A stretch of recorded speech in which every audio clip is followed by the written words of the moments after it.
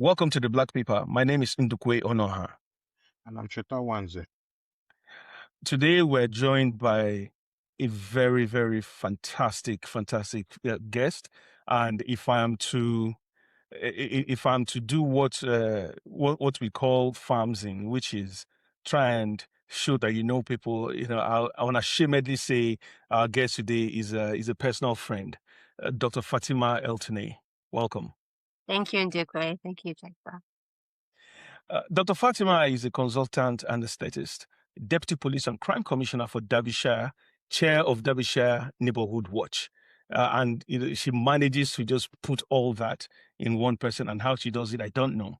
Well, Dr. Fatima's work sits at the intersection of clinical safety, public health, community trust, and system leadership.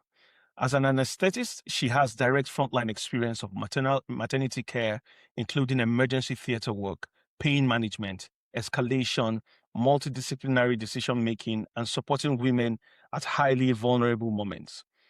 In her public leadership role, she focuses on prevention, women's safety, inequality, public trust, and how institutions respond when people raise concerns. Dr. Fatima brings a distinctive perspective to the Baroness Amos report, which we'll be talking about today. Not only asking what went wrong clinically, but what it tells us about listening, culture, racism, accountability, staff support, and the way public systems must earn trust from women, babies, families, and communities. If ever there was a star introduction on this podcast, that was that, Fatima. So welcome, and we're glad to have you here. Thank you, gentlemen. Thank you both. That was very stellar. Puts those of us that refuse to study in school to shame. I'm telling you, so when people, you've earned every right, Fatima, to say to someone or to say to your kids, when I was your age, I used to take first in class. Unlike me and Cheta, we can't lay claim to that. We can't claim that. I can up to a certain point. after primary school, it stopped. No, my own must have been just maybe JSS 1 and first. Oh no, the second and third years of senior secondary. But after that, I just thought, you know what, let's faff around. But anyway, there's no faffing around on this podcast. So Fatima, today we want to talk about the Baroness Amos report on maternity and neonatal care in England. And for those of us who really don't know what this is about, can you tell us what this is about? First of all, thank you both for having me. I'm really honored to be here and to speak on this report. Like you've touched upon, I am somebody who is an obstetric anaesthetist, so I have a lot to do with maternity care. And I think it's really important that our community understands the findings of this report and the recommendations. And as always, I believe in empowering people. So the more we have the knowledge about what the report has uncovered, the more we can hopefully be advocating for ourselves, our friends, our sisters, our wives. And that's the point of this. And the report doesn't just deal with maternity, and I'll delve into that more. So the report was actually published on June the 30th, so quite recently, and it reviewed, like you said, maternity and neonatal services across 12 NHS trusts in England. And that meant that it heard from 450 families, so that's almost 500 families, receiving 10,500 public responses, so quite a few people. And in addition to that, which is something that isn't always taken into account, they heard from almost 9,000 staff. So the report says that the system is, as we know, and we've been talking about, and you guys have led on some great initiatives in the past year where women have been given the opportunity to speak about their experiences in the maternity sphere. The system is fragmented, it's too slow to learn, and not consistently safe, or is it equitable or compassionate? And I'm hoping that by the end of today, people will have an understanding of what are the main issues that the report delved into, and make them understand a bit about the recommendations moving forward, if I can call them that, because Baroness Amos didn't really want them to be recommendations. She wanted them to be accountable actions, actually. So, I think that tone also is really important. So, of course, having a baby is one of the safest and most supported moments, hopefully, in a family's life. And for most people, it is. But I think that the report uncovered that for far too many women, babies and families, the system has failed to listen to them. It's failed to learn, failed to act quickly enough. And we want to really delve into what she's saying and what is safe, compassionate, equitable maternity and neonatal care actually require, and why we still haven't gotten there. And that's the reality of it. So like I said, thanks. Yeah, Thanks, Doctor. You've done a good introduction to the reports. But as Undukwe never tires of telling our guests, I'm the disruptive influence here.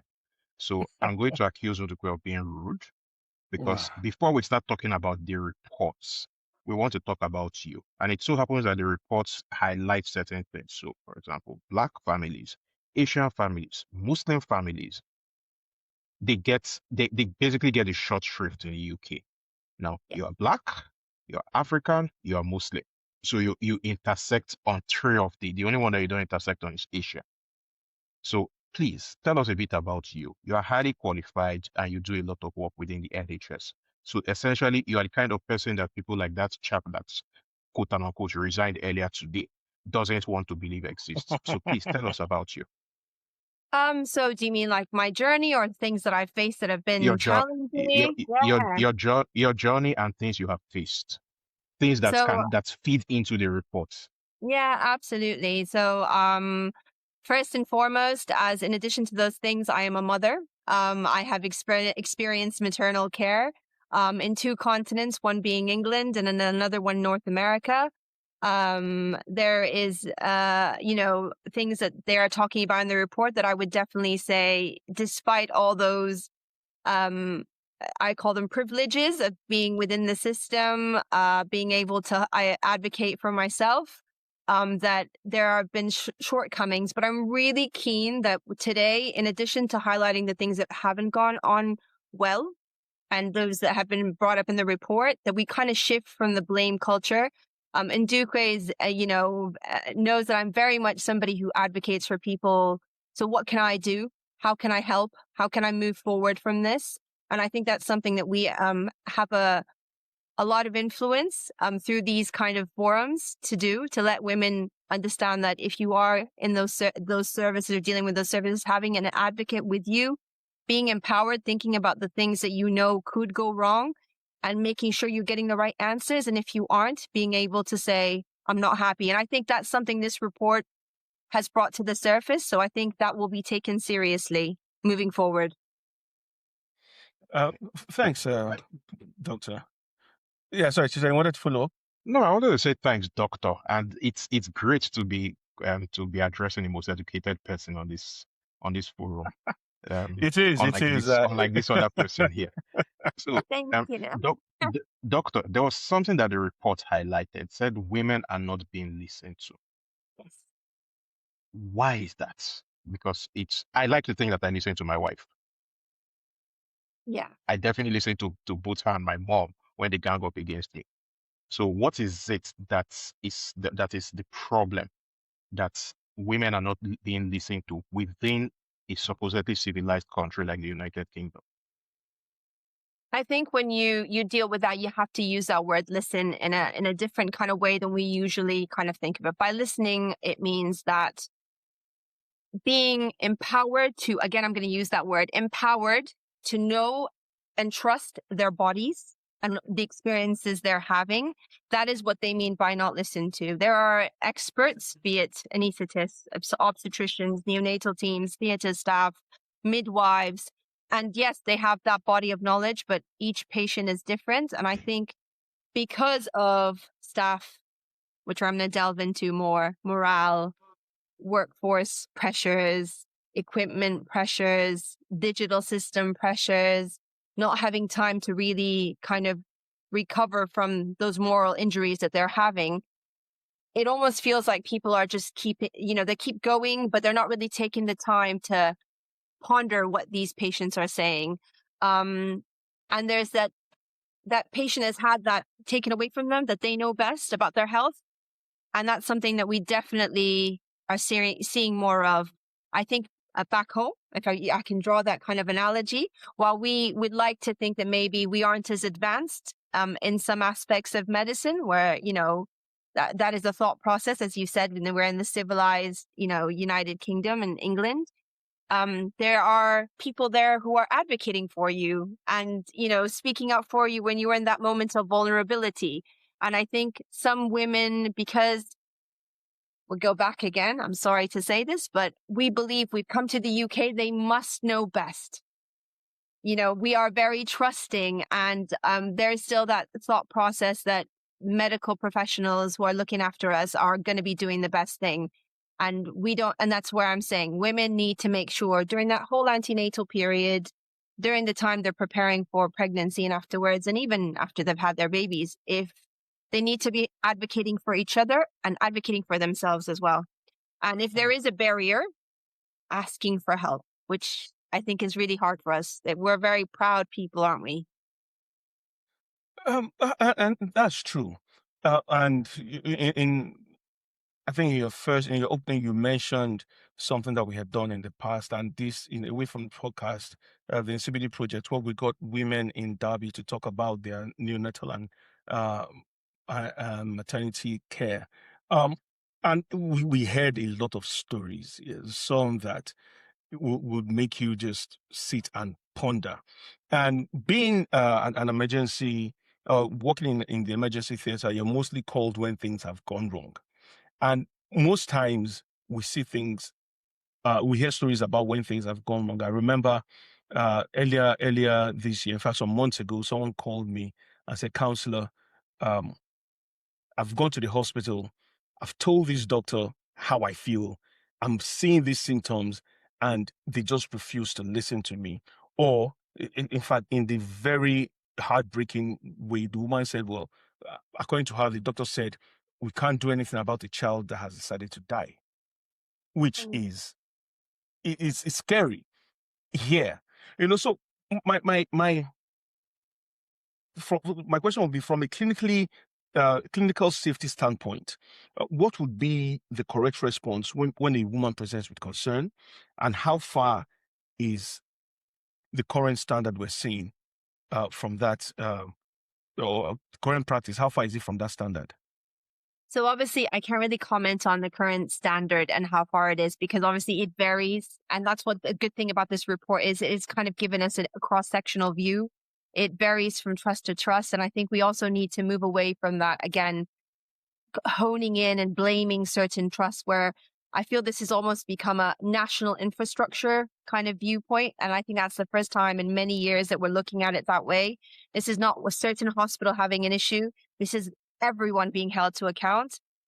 So that's on that aspect. And in regards to if somebody's escalating and they are feeling that they are not being listened to, with new laws being introduced now, if somebody feels that they've escalated and it's not being heard, and they feel there is harm coming to their baby or themselves, with that triage bit where women come in, it's almost like an ED for maternity.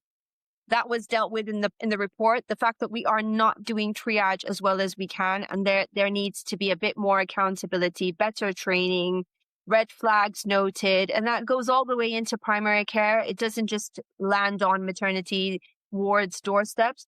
And I think that's that whole system approach, which we need to be kind of adopting. Otherwise, the hospital can't be getting it right, and then the antenatal midwife and the GP isn't as well. It has to be through the whole pathway. That thought process has to be present, and people need to be accountable to patients. I hope that answers the question, but I think I celebrate the fact that it's been dealt with as a national infrastructure issue, and that means everyone is held to account. And I think when you go into these blame cultures and it's one trust, people stay away from that trust, and then there's a lot of pressure on another trust, and then they go down as well because they just can't deal with the load, be it from a workforce, equipment point of view, or just, being able to manage everything. So. Okay. You talked about triage, and I think that's triage, because triage involves part of the human element in these conversations. People have to make choices, and this is where things like risk can come in. So now the report has talked about racialized assumptions, for example, the pain tolerance of Black women, and Mhm. that's I know, for example, has been a consistent problem in, for example, the US. But I've heard enough reports or enough news articles in the UK that also talk about the assumption that Black women have a higher pain threshold than white women. Um, Mhm. so as a consultant anesthetist, pain assessment is central to what you do every time. Have you seen this this particular phenomenon in practice? And what would be the cost to a patient when all the time systematically the pain that she's going through is underestimated? What is the effect, both short term and long term? So, in terms of as an anaesthetist, we don't get involved in triage unless someone's assessed and needs to come to theater. So that's just a caveat I'm going to put in there. But we Okay. do come in if someone's, distressed and they feel that they need some support from that side. The issue is that triage is being treated at the moment as just an area where people clinically work. Whereas the Baroness is really suggesting that this needs dedicated staff, people who are used to these kind of inequalities occurring, well trained in that, making sure that face-to-face reviews are occurring. Because I'm sorry to bring it in, but let's not forget, COVID brought in a different standard of clinical care. It was a time where there were a lot of deliveries, and due to all the different regulations that needed to be followed, we steered away a little bit. Telemedicine became a thing. And I think we lost an element of that face-to-face review, especially if Wow. and with the staff turnover, you're used to seeing your same community midwife who then, can communicate with your same hospital midwives or team. Now we have such a rapid turnover, that communication that those handovers aren't happening as efficiently as they were before. And I think there needs to be senior decision makers present during the day and the night. And that's something that's going to put a bit of a load on senior decision makers like myself or a consultant obstetrician. But I think that that's warranted at this moment in time, so we can deliver that quality of care, definitely. And in terms of pain relief, the standard by the Royal College of Obstetricians and Gynecologists is that if a woman is in pain and she requests personally my assistance to help her with analgesia, that I am bound to help her within a certain time frame. And if I'm not, I need to document why I've not helped. And there are more than one tiers of people who are working in maternity to make that happen. So people aspire to that, and then I'll let you figure out in terms of all the things we've just talked about why that sometimes isn't delivered. And yes, because women who are African are tough and they don't usually speak up, or women who are Asian maybe, not wanting to say they're in that much pain because of cultural reasons or whatever, it's hard to pick up those signals. So we also need to have people within the system who understand those cultural nuances so they can then also respond accordingly. And you've just picked up on something there, which is the argument for having people who understand cultural nuance, because you know as well as I do the tone of the conversations going on right now, especially around EDI and around racism, where people try to or the try to couch being conscious or being making one conscious of another person's point of view as being too woke. Now, so on one hand, would you say the NHS should do more with building up its EDI infrastructure, or do you think they're in a good place? And then as well with the community, because you also touched on why sometimes women from our community may not uh, speak up sometimes. Is there a lack of understanding around the process, or maybe even a lack of understanding around their rights? So do these things work hand in hand? I definitely agree on that. And I think that's why these kind of sessions and the ones you've done before are so pivotal. And like, I think the same applies when it comes to standards of care for children, same standards of care in a lot of issues that I think, there is a different way of dealing with these things. And then this is no matter how many years you've been here, I'd like to, hope that people will be very aware of what's happening culturally, but we also have a part to play.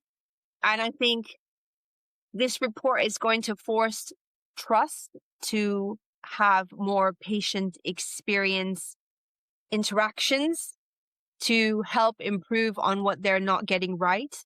And it takes, people who will advocate for their communities, which, those groups that you ran were a perfect example of that. We had people from all lines of work, all, ages, professions, people who had already had babies decades ago and still wanted to share their experiences, as well as people that were quite young. So I think we have to also contribute to this space. There is an element that is definitely, for them to take on board nationally, and they will have to be held accountable to that. And I have a problem with EDI in Duque. I feel that it becomes a blanket term and a blanket department, and I very much believe that. Ndukwe, you here? Pardon? No, yeah, no, he's been the being facetious.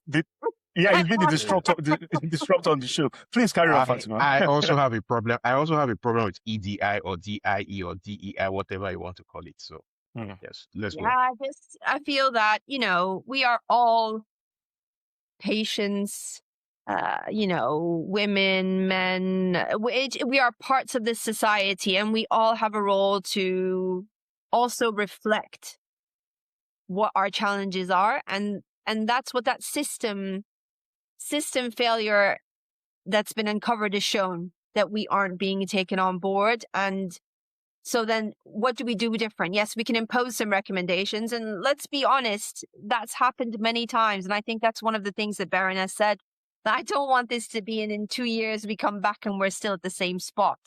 And that's something that's happened with a lot of these reports. We need to also, this is the time where people need to be getting involved. And if they had a good experience, then fine. Let's bank on why they had a good experience, what they did. And if they haven't, I think it's really pivotal, because there's a concept that we don't really talk about.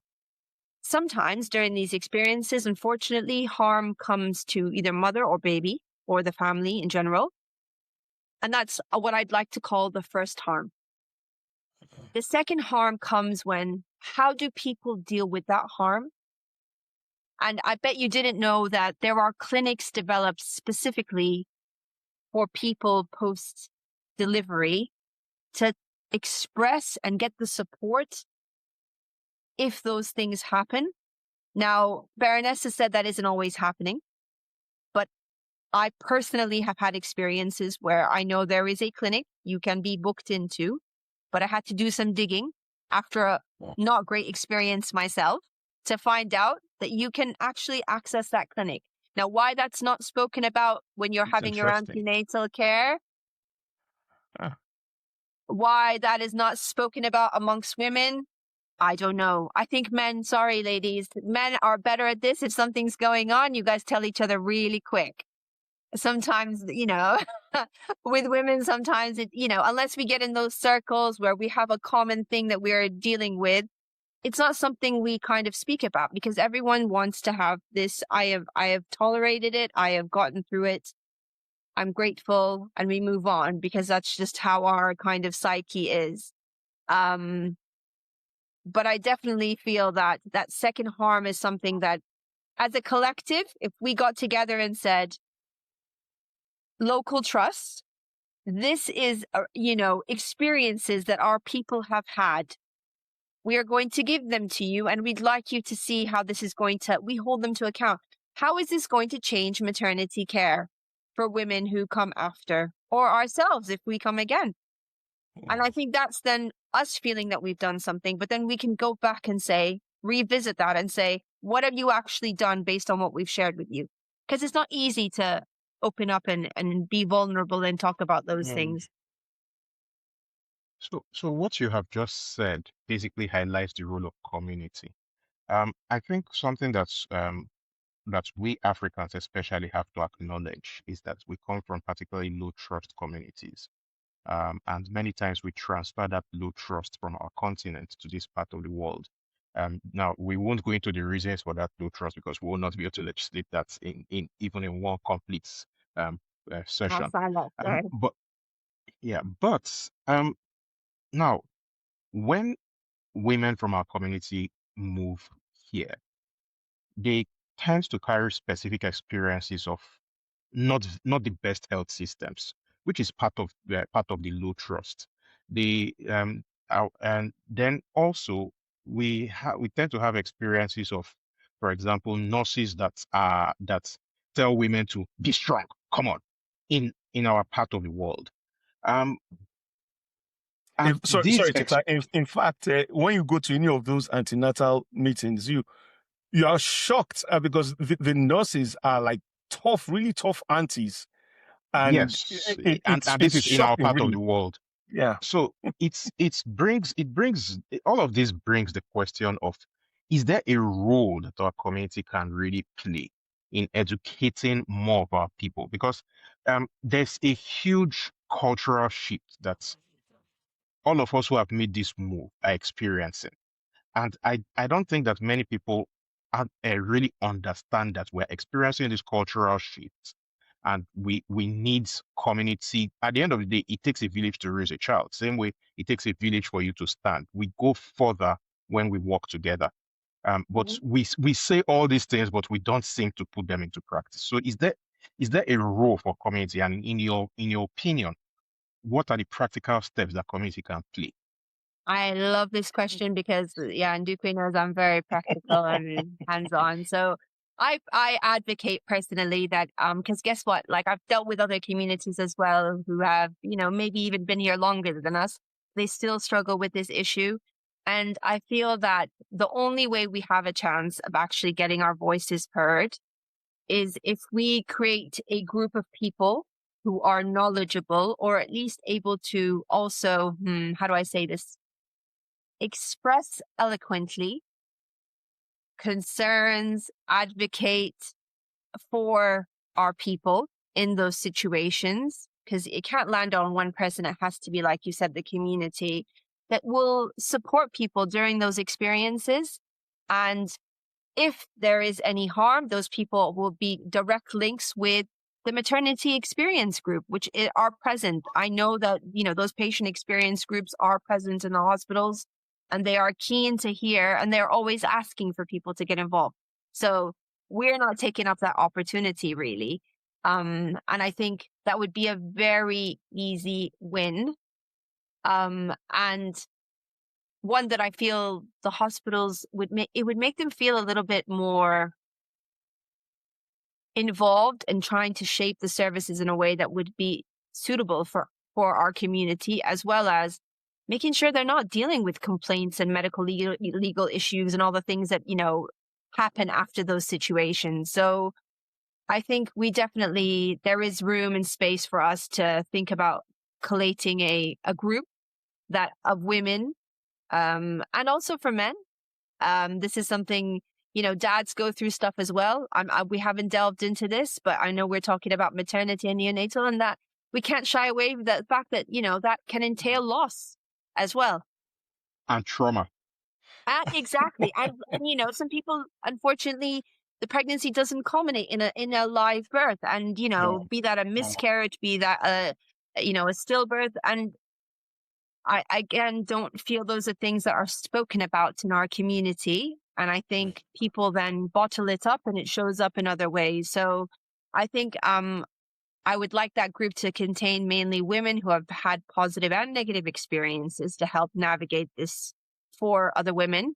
But I think there needs to be also a satellite of men who have had experiences where they've advocated for their wives and they know what mattered, as well as those that have had that second harm, and making sure they're making sure that the hospitals are being held to account as well.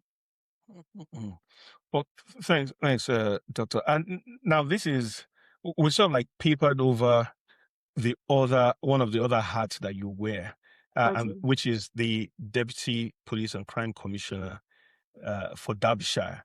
You're the first, from what I was, you're the first African woman to be in that role. No, we Or have the commissioner. no, as deputy, not Yes, as yes. I'm the first. as yeah, and Is the you're a commissioner a Muslim. woman as well? Oh man, is a Exactly. fantastic. But Cheta, we should have her on the show as well. Nicole Ndwini, Oh yeah, fantastic. no. Ndwini Roberts, my goodness. John will knock me on the head if. But anyway, Don't you deserve a knock on the head? you see what I have to do with Fatima. You see what I have to do. No, but But it's a serious question. anyway, Fatima, as a deputy police and crime commissioner, and as someone from the African community, sometimes we tend to forget just what a trailblazer you are in that role, and as a Thank you. again, as a visibly Muslim woman, that was it was a bold decision for you to step into that role, especially having the sort of conversations we're having now. But if you just want to tell us a bit about that role and how you've been in it so far, but also the many people that I am sure will come to you and say, "Oh, Dr. Fatima, I'm having issues with my husband. I'm having issues with my wife. Can I lock them up? Can you help me? Can you help me chase them out of the house?" But where does where does your role stop in terms of making sure that the residents' rights or views are being heard, and also some of the really interesting expectations you have from people in our community? So, thank you so much for all the things you said there. You are too kind. I am very privileged and grateful for the blessing of being in this role. I have worked in the community for quite a few years, and prior to coming into the role, had dealings with the community and had those same questions. The roles allowed me to be able to, understand more how we can access victim services, which sometimes is needed, as well as other support services, and just be able to understand more about rights of residents. So in terms of people having issues, I am very fortunate to also sit on a community group that we kind of work together on, where we try to educate and make knowledge present for people on a variety of situations dealing with kind of family dynamics, if I can call them that, pressures that happen, because nobody really talks about the shift that happens in terms of relationships when you come to a country where you don't have the usual support system that you have, the pace of work, the expectations in terms of schooling, in terms of just managing everything together. And that has got to put a strain on, a relationship irregardless, even if everything is wonderful. So, again, this is where community comes in. And I think it's about people understanding what to do in those situations. And we tend to be, how do I say this? I'm also, my mom's Turkish, so I've got a bit of Middle Eastern in me as well. So definitely we're So you dramatic are people. African and Asian. Yeah, so we're dramatic people, and I think we always jump to the worst case scenario in these situations, and also being alone and isolated in a country that is not yours, where it's scary. There's a lot to deal with, and you feel that you are sometimes isolated. I think that support is definitely present. One of the biggest things I found out since coming into this role is that the amount of support services that are invested in and are available to people that we are not aware of is huge. And we are talking from support services that have to do with, people being subject to domestic violence, to, sexual violence, to children being, exploited, to drug and substance misuse, to sometimes, and this is an emerging trend, child on parent abuse. And let's not forget, the latest emerging one, online harm. So, Yeah. I'm hoping that we can use our knowledge and the networks that we have to help make sure that that information is accessible, and it is easy to acquire. And that I am, as available as I can be, despite the juggle, to at least signpost people in the right direction. I've been working on some projects to make that information accessible, because I recognize people may not always want to come to police, and sometimes coming to their community or the doctor, the GP, or presenting to ED. We're trying to get the information out there so that when people do present and they have the strength, sometimes I'm going to use that word, to come and say, I need some help in whichever way they present, they can find that right help, because it can mean them getting the help or them not being able to access it and disengaging and distrusting, as you mentioned, with the rest of their services that they engage with from that point onward. So it's a huge responsibility. I am, like I said, really, really excited of what, despite all the challenges that Nicole and I have in this current climate and what's happening in the UK, about all the positive things we are doing in Derbyshire. There's a lot more for us to do. But yeah, we've got about 2 years left, trying to bring my health hat into that as well, and see how we can tie that into victims' services and mental health, which is something we don't talk about a lot. And this is sometimes how these situations, present themselves, because somebody's tried to be strong, tried to keep it inside, not speak to anyone about it, and it then exhibits in other ways. So I'm happy to be signposted to, so I can help.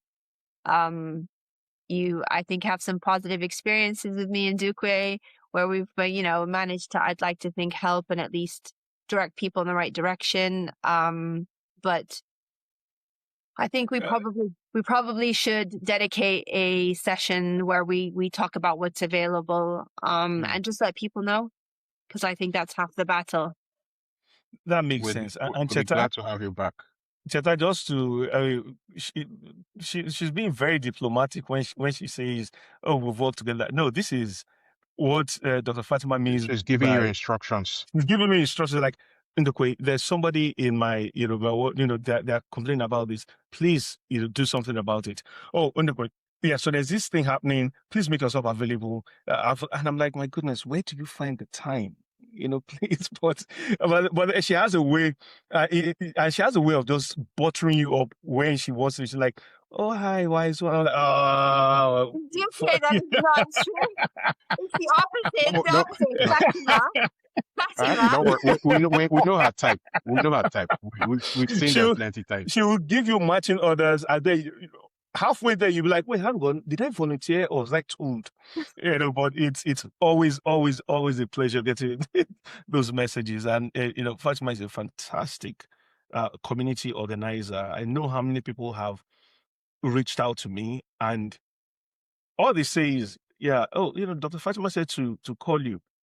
And because and thank you again, for having that trust in me, that once I hear your name, I'll be like, oh yeah, of course, because you do your duty. And that's the other thing that we don't talk about, especially when it comes to some of our community needs. You do your due diligence, you put people through the grill, and then before you say, right, here's where you're going to. And we do need, I believe, that session to talk a lot more about what's out there and how they can be assessed. Absolutely. I think that is something that I've discovered has been the easiest win for me.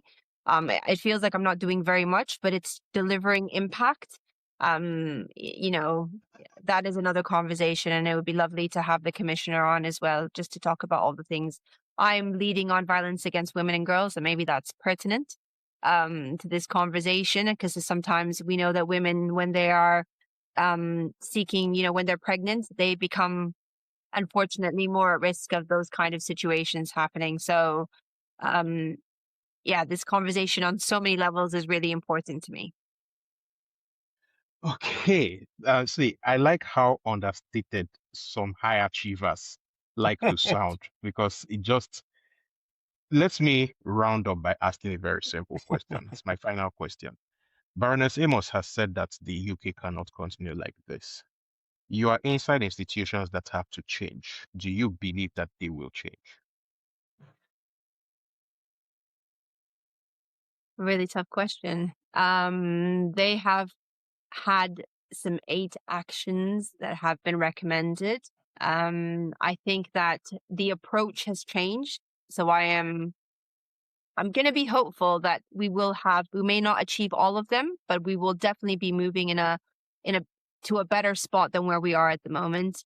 And I say that with the caveat that we need to also be part of that change. Good one. Good one. Yeah. And I think I'll probably just go back to my favorite retort. Write to your MPs, write to your councillors, get involved. If anything happens, if you're having experiences that are less than good with the NHS or any other institution, please don't just talk about it in small circles or in WhatsApp groups. Speak to people, speak to people like Dr. Fatima. Harass people. Write to your councils, write to your MPs, because it is only by putting our experiences out there that our voices can be aggregated and our concerns can be made more visible to those who have the power to create change. So thank you, thank you, Dr. Fatima. It's been thank you, Doctor. Thank you both. It's been great, and we look forward to organizing that other session. Yeah, that would be really good. And I think there are lots of trusts within the country at the moment who have set up those BAME, as they like to call them, experience groups where they're trying to make things better, and you can actually seek that out. Well, don't wait till you're delivering. Like at the beginning, do you have one? Can I, be in contact with them? These are my concerns. Am I allowed to bring somebody who's an advocate? And usually, if we don't ask, you don't get. Ask So and you again, shall receive. another plea for us advocating for ourselves and for each other. Well said. How did you find that interview, Cheta? This understated, but full of. See, see, she's brilliant. There's no other way to put it.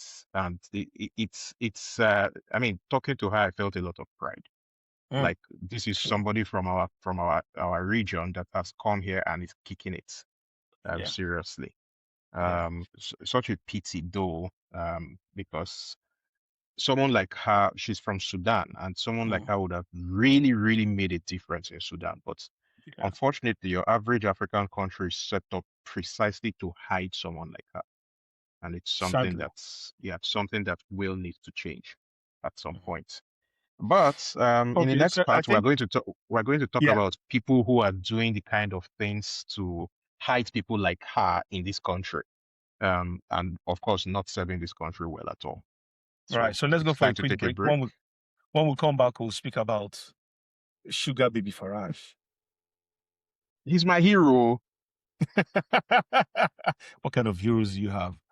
All right, Cheta. Oh, come on. People like him and Trump should show the rest of the world that the West is full of human beings at the end of the day. Okay. See you after this. See you after this.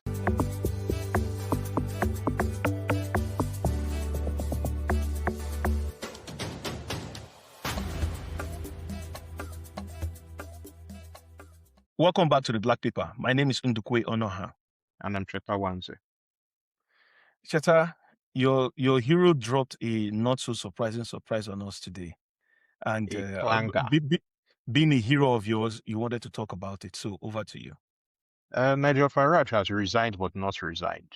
He put out a tweet about 11:30 that he will make a very important statement today. And then so all the press, everything to stop press. And he held this long rambling press conference I listened in at about 2 o'clock. It didn't even start at 2 on the dot. So the bottom line is that he's resigning to force a by-election in Clacton, where he's the MP, and he will stand in the by-election. By the time he did that, it became clear very quickly that it was because of the fact that he's being investigated over his £5 million bribe, and that among he will most others. likely be found guilty. Yes, and basically by resigning from Parliament, it stops the investigation dead in the tracks. See, this is, that when you talk of the stereotypes of a bad African leader, that's bad African leader behavior. That is, so you see why I say that him and Uncle Donald are my heroes, because they basically, when I'm with my Oibo friends, my white friends, and they're making all those subtle digs, you can always easily point to them and say, see. Yep. So I mean, next time Cameron sees any other country, not just Nigeria, is fantastically corrupt, just pointing, say, well, look at your guys. But this reminded me of the 2003 to 2007 PDP government in Nigeria. And for those who know Nigeria, the People's Democratic Party were in power. They won the this was 1999 to 2003 actually, because from 2003 to 2007 they became more blatant in their behavior.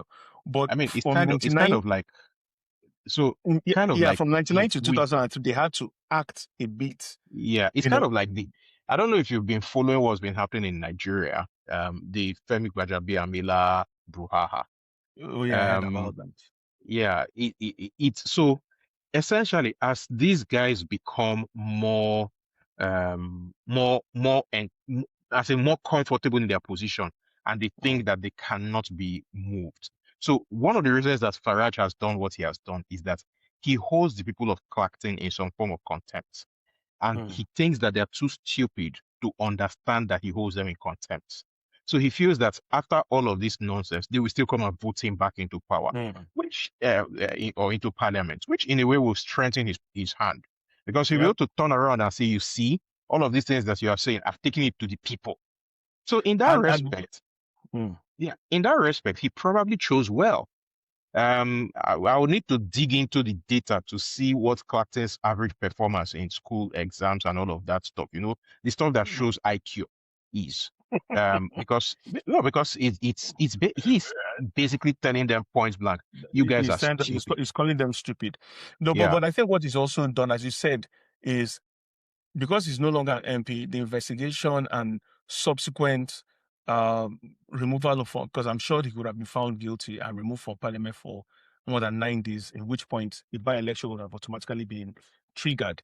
But when he then comes back, all the things that we know about him, if he wins, I'm sure his idea or his calculation is, if he wins, he comes back, then all these things are known: the £5 million from Harborne, the money from Posh George, the 5 houses that he refused to declare initially, he will then declare them. But the thing with Farage, because we've seen people like him, these are all the ones that we know now.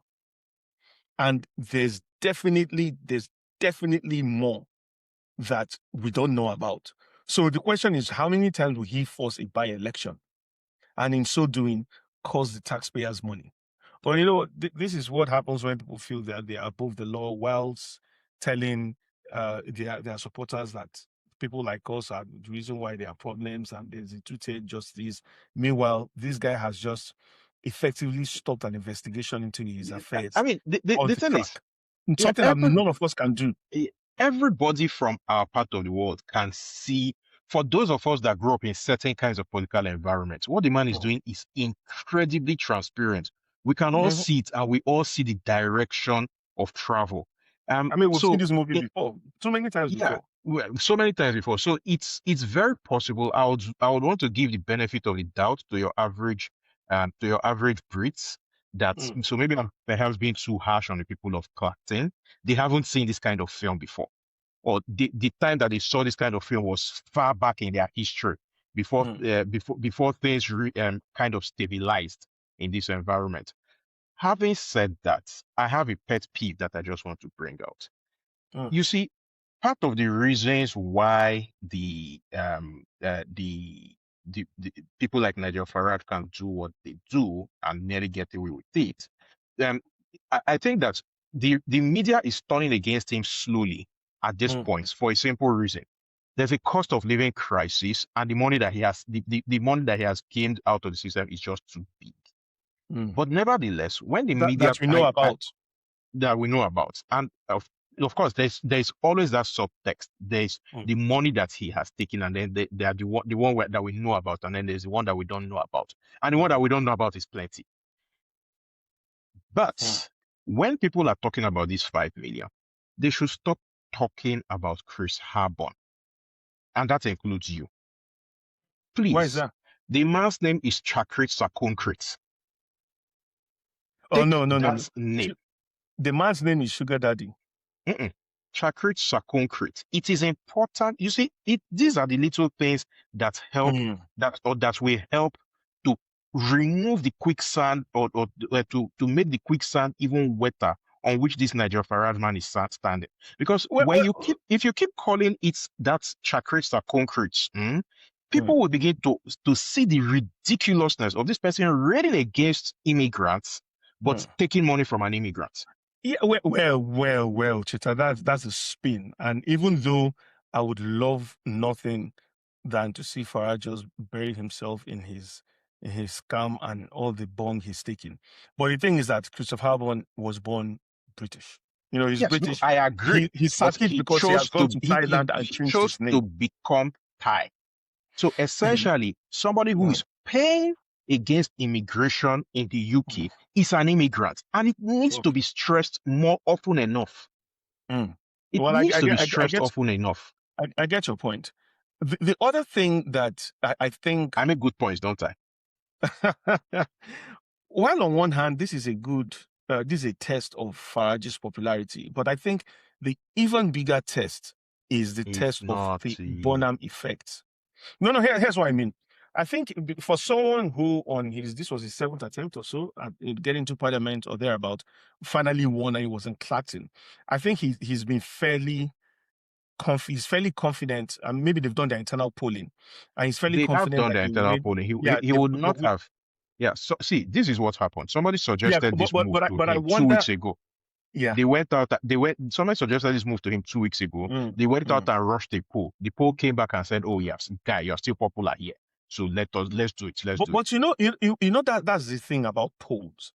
In the Makerfield by-election, all the polls suggested that Reform was just 3 points behind Labour.